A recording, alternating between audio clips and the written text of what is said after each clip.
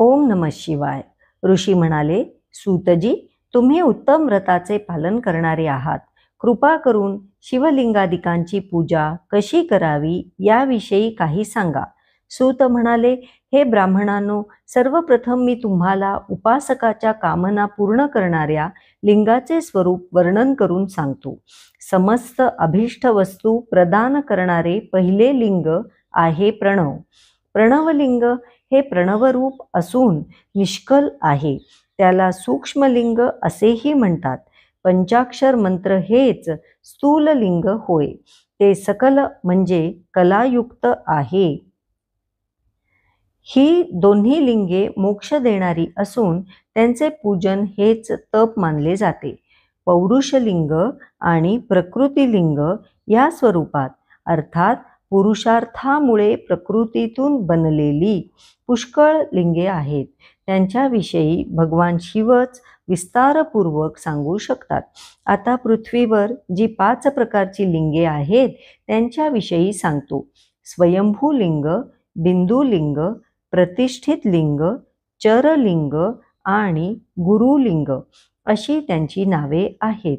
देवता आणि ऋषींच्या तपश्चर्येने संतुष्ट झालेले आणि पृथ्वीमध्ये बीज आणि नादरूपाने स्थित असलेले शिवजी अंकुराने वर यावे तसे जमीन भेदून नादलिंगाच्या रूपात व्यक्त होतात.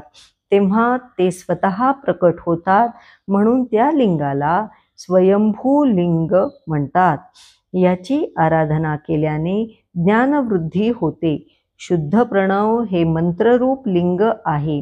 ते सोन्या चांदीच्या पत्र्यावर, भूमीवर किंवा वेदीवर हाताने रेखाटावे म्हणजेच लिहावे. त्यावर शिवजींची प्राणप्रतिष्ठा करून त्यांना आवाहन करावे. त्यांची षोडशोपचारे पूजा करावी. हे बिंदुनादलिंग स्थावर आणि जंगम असे दोन्ही प्रकारचे असते. यात शिवजींचे भावनेनेच दर्शन करायचे असते. या लिंगाची पूजा आराधना केल्याने साधकाला ऐश्वर्य प्राप्त होते. देवता आणि ऋषींनी आत्मसिद्धीसाठी शुद्ध भावनेने वैदिक मंत्राचे उच्चारण करून स्वहस्ते ज्या उत्तम शिवलिंगाची स्थापना केलेली असते त्या लिंगाला पौरुषलिंग किंवा प्रतिष्ठित लिंग म्हणतात. त्या लिंगाची पूजा केल्याने ऐश्वर्य प्राप्त होते. श्रेष्ठ ब्राह्मणाने किंवा राजाने शिल्पकाराकडून लिंग तयार करून त्याची विधिवत प्राणप्रतिष्ठा केलेली असेल तर त्यालाही प्रतिष्ठित लिंग म्हणतात. म्हणून त्याच्या आराधनेने प्राकृत भोग ऐश्वर्य प्राप्त होत असल्याने त्यास प्राकृतलिंग म्हटले आहे. प्राकृतलिंगापेक्षा पौरुषलिंग श्रेष्ठ मानतात. कारण जो बलवान व नित्य आहे त्यास पौरुष म्हणतात आणि जो दुर्बळ व अनित्य आहे त्यास प्राकृत म्हणतात. विद्वान लोक पर्वताला पौरुषलिंग आणि पृथ्वीला प्राकृतलिंग मानतात, स्त्री पुरुष भेदाने. वृक्ष हे पौरुषलिंग आणि वेली या प्राकृतलिंग होत.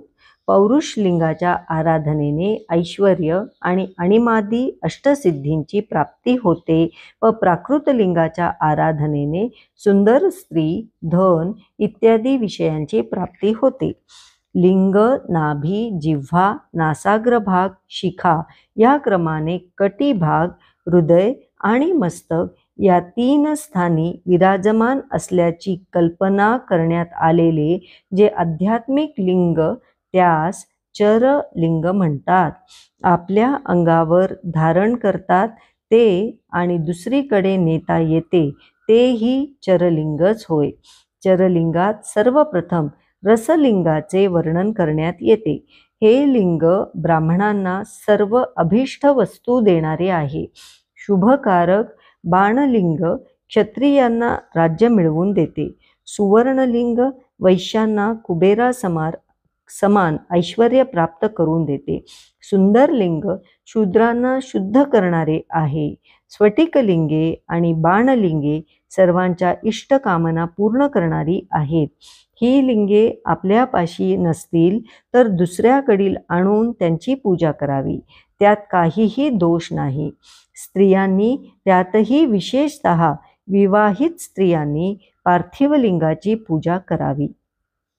प्रवृत्ती मार्गरत अर्थात भोग इच्छिणाऱ्या विवाहित तसेच विधवा स्त्रियांनी स्फटिकलिंगाची, तर संसारातील कामना नष्ट झालेल्या विरक्त स्त्रियांनी रसलिंगाची पूजा करावी असे सांगितले आहे. बाल्य, तारुण्य आणि वृद्धावस्थेत स्फटिकलिंगाची पूजा केल्याने स्त्रियांना सर्व प्रकारची अभीष्ट प्राप्ती होते. संसार भोगाची इच्छा असणाऱ्या स्त्रियांनी विशेषतः पीठाची पूजा करावी, त्यांचे कल्याण होते. संसार सुखाची इच्छा असणाऱ्या पुरुषांनी योग्य गुरुच्या मार्गदर्शनानुसारच सर्व प्रकारची पूजा कर्मे करावी. इष्टदेवतेला अभिषेक करून तांदळाची खीर आदी पक्वान्नांनी युक्त असा नैवेद्य अर्पण करावा. पूजा झाल्यावर शिवलिंग बंद पेटीत किंवा करंड्यात ठेवून घरातच शुद्ध जागी वेगळे ठेवावे.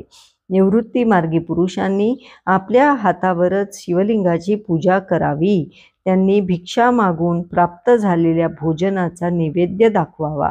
निवृत्त पुरुषांसाठी विशेषत्वाने सूक्ष्मलिंगाच्या पूजेचे विधान आहे. त्यांनी विभूतीने पूजन करावे आणि नैवेद्य म्हणून विभूतीच अर्पण करावी. पूजा झाल्यावर ते लिंग आपल्या मस्तकावर धारण करावे.